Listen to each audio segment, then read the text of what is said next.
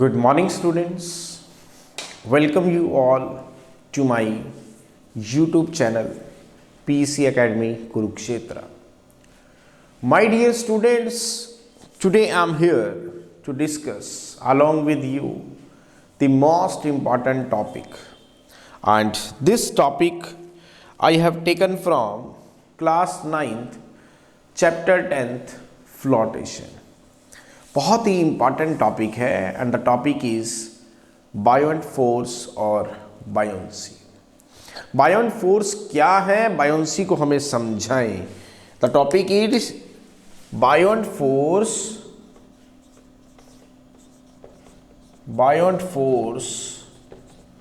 और buoyancy. What is the buoyant force? Buoyant force क्या है और सेकेंड इज बायोंसी। इस कंसेप्ट को आप हमें समझाएं। बहुत बार बच्चों को इस तरह की जो प्रॉब्लम्स हैं ये फेस होती हैं, उन्हें ये बायोंसी समझ ही नहीं आता। इसीलिए आज इसका जो वीडियो है मैं जनरेट कर रहा हूँ ताकि आप समझ पाएं कि बायोंट फोर्स क्या है और बायोंसी क्या है। So my dear students, start करते हैं इस टॉपिक को समझने के लिए। क्या आपको तैरना आता है? तो अगर आपने देखा होगा, if you are swimming inside the water, अगर आप वाटर के ऊपर तैरते हैं, जब आप तैरते हैं तो आप अपने आप को हल्का महसूस करते हैं। सेम इसी ही तरह की जो फीलिंग्स हैं वो आपको आती होंगी जब आप कुएं से पानी निकालते हैं। अगर आप गांव में रहते हैं तो आपने कुएं से पानी भी ज़रूर निकाला होगा। तो माय डियर स्टूडेंट्स, आपने ऑब्जर्व किया होगा जब कुएं से पानी निकालने के लिए हम बाल्टी को कुएं के अंदर रस्सी के थ्रू डालते हैं तो हमें उस बाल्टी का एक वजन जो है महसूस होता है, और ऐसा तब तक होता है जब तक वो बाल्टी हवा में रहती है। जैसे ही वो बाल्टी पानी के सरफेस को टच कर जाएगी तो वो बाल्टी जो है आपको पहले से हल्की नजर आएगी, और जब वो बाल्टी पानी के अंदर डिप है, उसके अंदर मतलब वो बाल्टी पानी के सरफेस के अंदर चली गई है, और जब आप उसे पुल कर रहे हैं तो आप महसूस करेंगे कि आपको बहुत ही कम फोर्स अप्लाई करना पड़ रहा है। You have to apply a smaller force to pull the bucket from the water.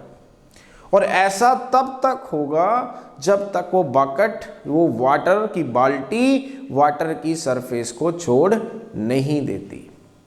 जैसे ही वो बाल्टी पानी के सरफेस को छोड़ देगी, देन यू विल फील वो बाल्टी जो है आपको जो पहले हल्की लग रही थी अब वो भारी लगने लगेगी। It means you have to apply a greater force to pull the bucket which is full of water. इसका मतलब अब आपको ज्यादा फोर्स अप्लाई करना पड़ा। सो माय डियर स्टूडेंट्स, आपने क्या देखा?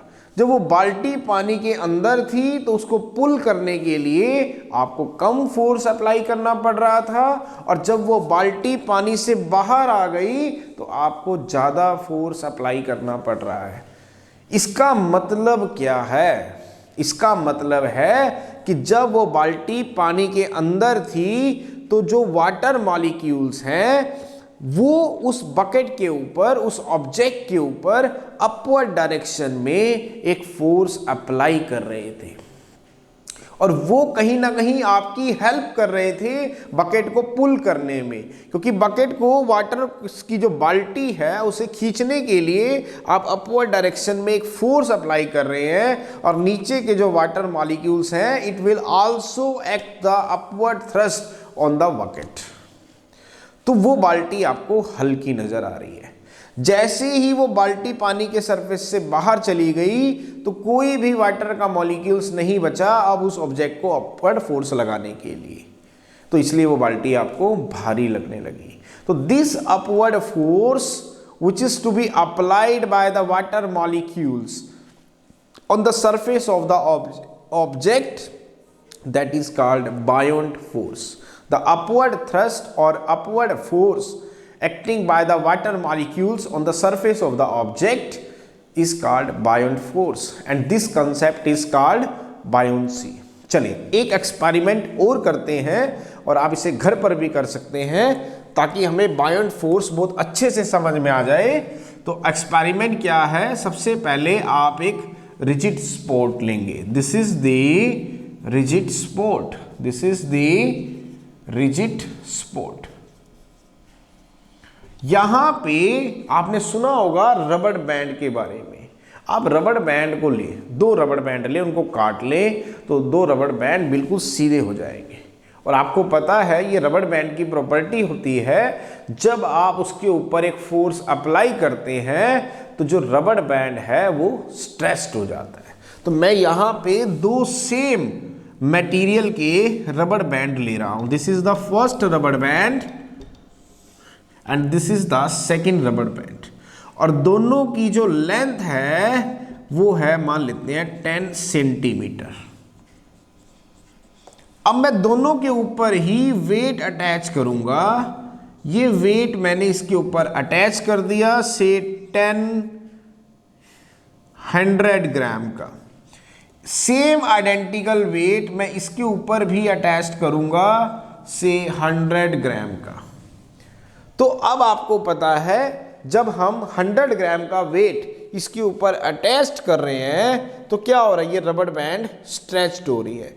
मान लेते हैं कि अब जो है ये रबड़ बैंड जो पहले 10 सेंटीमीटर की थी, अब ये इनकी जो लेंथ है वो 10 से 15 सेंटीमीटर हो गई। 15 सेंटीमीटर। जब हमने इसके ऊपर दो आइडेंटिकल वेट जो कि 100 ग्राम के थे मैंने अप्लाई किए। अब आपने बायोंट फोर्स को समझने के लिए क्या करना है, इसमें से एक को तो हमें एज इट इज रखना है और दूसरे को हम एक बकेट के अंदर डाल देंगे जो कि फुल ऑफ वाटर है। अब जैसे ही इस बकेट के अंदर इसको डाला जाएगा, दिस इज द वाटर, तो आप देखेंगे ये जो लेंथ जो कि पहले 15 सेंटीमीटर थी, अब ये लेंथ यहां से 15 सेंटीमीटर की बजाय ये लेंथ से 14 सेंटीमीटर हो गई। ये लेंथ कितनी रह गई, 14 सेंटीमीटर। ऐसा क्यों हुआ? जब हम ये जानते थे कि दोनों ही वेट बराबर है, दोनों वेट बराबर होने से जो एक्सटेंशन होनी चाहिए थी वो बराबर होनी चाहिए थी 5-5 सेंटीमीटर की, क्योंकि ओरिजिनल लेंथ 10 सेंटीमीटर है। लेकिन जब हमने इसको वाटर के अंदर नहीं डाला था तो इसकी लेंथ की जो एक्सटेंशन थी वो 5 सेंटीमीटर ही थी, इसकी भी 5 सेंटीमीटर थी क्योंकि 10 तो ओरिजिनल थी। 5 की एक्सटेंशन हुई तो 15 सेंटीमीटर और 15 सेंटीमीटर। बट जैसे ही इस वाले रबड़ बैंड के जो वेट है इसको मैंने एक बकेट में डाला जो कि फुल ऑफ वाटर था, तो इसकी जो रीडिंग है वो 15 से 14 हो गई, मतलब इसकी लेंथ 1 सेंटीमीटर कम हो गई। ऐसा क्यों हुआ? क्योंकि जब इसको वाटर के अंदर डाला गया तो वाटर के जो मॉलिक्यूल्स थे इसने अपवर्ड डायरेक्शन में एक फोर्स अप्लाई किया, जिससे ये वेट जो है हमें हल्का महसूस होने लगा, जिससे ये जो लेंथ है वो 15 की बजाय 14 सेंटीमीटर पर आ गई। तो this upward force acting by the water molecules on the surface of the object when it is to be fully or partially immersed in a liquid, that is called buoyant force, and this concept is called buoyancy. So what is the buoyant force? The upward thrust, the upward force acting by the water molecules on the surface of the object when it is fully or partially immersed in a liquid is called buoyant force, is called buoyant force, and this phenomena is called buoyancy, and this phenomena is called buoyancy, और इस phenomena को हम क्या कहते हैं? Buoyancy कहते हैं। So this is the article, बड़ा ही इंपॉर्टेंट आर्टिकल था। तो आज इस वीडियो के थ्रू मैंने आपको समझाया और जल्दी ही इसका जो वीडियो है वो आप तक शेयर कर दिया जाएगा। So at last my dear students, again I am saying, if you like my videos, like my work, like my effort, then please don't be forget to subscribe my channel. My channel is PEC Academy Kurukshetra.